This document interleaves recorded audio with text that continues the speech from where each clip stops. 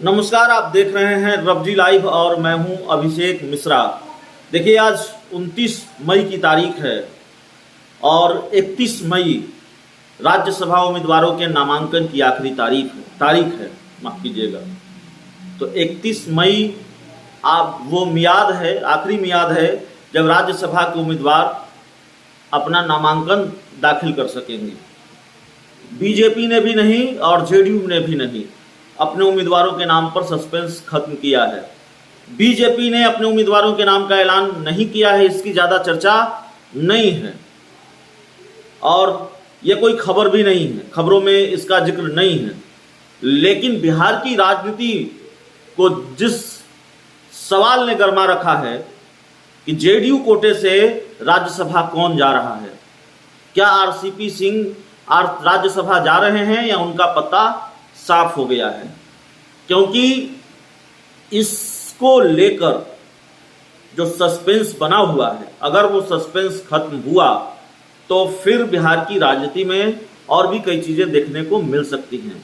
RCP Singh Rajya Sabha जा रहे हैं तब भी, नहीं जा रहे हैं तब भी जेडीयू के अंदर बहुत कुछ देखने को मिल सकता है। तो बिहार की राजनीति के लिहाज से आज का दिन बड़ा दिन साबित हो सकता है, क्योंकि आज 29 मई की तारीख है और जल्द से जल्द बीजेपी को भी अपने उम्मीदवारों के नाम का ऐलान करना है। और अगर ये इंतजार हो रहा है कि बीजेपी अपने उम्मीदवारों के नाम का ऐलान करे तब जेडीयू अपने उम्मीदवारों के नाम का ऐलान करेगी, तो जाहिर है जेडीयू भी अपने उम्मीदवारों के नाम का ऐलान बीजेपी का ऐलान जैसे ही सामने आता है उसके बाद कर देगी।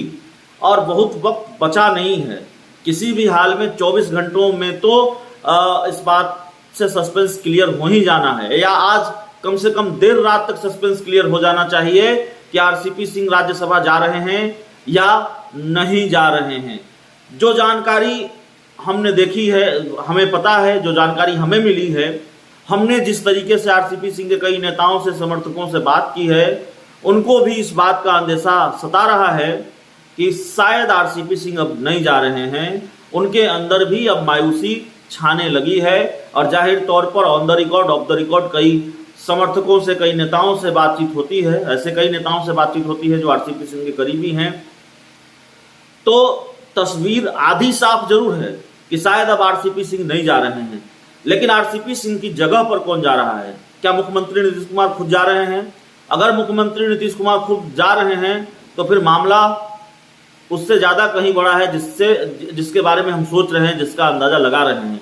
क्योंकि ये चर्चा हुई थी कि मुख्यमंत्री नीतीश कुमार ने कहा है कि वे सभी सदनों में रहे हैं, राज्यसभा नहीं गए हैं। तो मुख्यमंत्री की कुर्सी छोड़कर नीतीश कुमार राज्यसभा क्यों जाएंगे? और मुख्यमंत्री की कुर्सी छोड़कर नीतीश कुमार अगर राज्यसभा जाते हैं तो फिर क्या चीजें उसी दिशा में बढ़ेंगी? उपराष्ट्रपति पद के उम्मीदवार होंगे, देश के अगले उपराष्ट्रपति भी क्या हो सकते हैं नीतीश कुमार।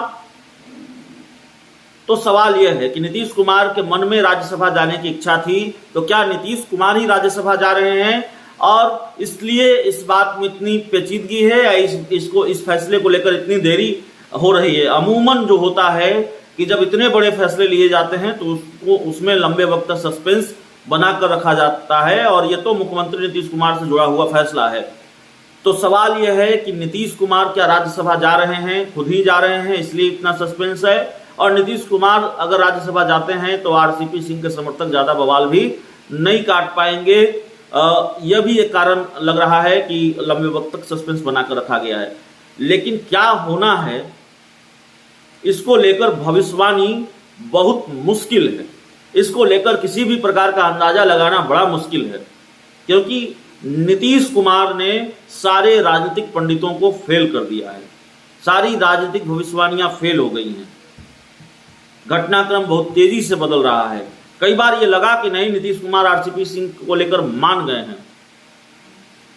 तो क्या होगा आने वाले कुछ घंटों में पता चलेगा, लेकिन इस बात के आसार हैं कि शायद हम जो अंदाजा लगा रहे हैं चीजें उससे कहीं ज्यादा बड़ी हो, फैसला उससे कहीं ज्यादा बड़ा हो, या उस फैसले का मतलब उससे कहीं ज्यादा बड़ा हो जो हम सोच रहे हैं।